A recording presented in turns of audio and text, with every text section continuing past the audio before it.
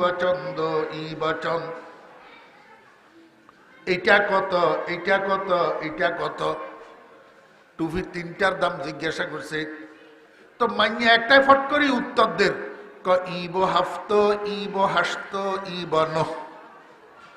এটা 60 টাকা, এটা 8 টাকা, এটা 9 টাকা।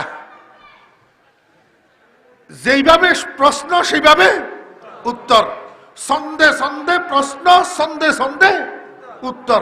শেখ সাদি রহমতুল্লাহ তো অবাক হই তাকাই রয়েছে চেহারার দিকে, ওরে বাপরে বাপ, এই মাইয়া কার মাইয়া রে? এই মাইয়া তো আমার না হওয়ার কথা, শেখ সাদির মাইয়া ছাড়া এই মাইয়া তো আর কারো হইতে।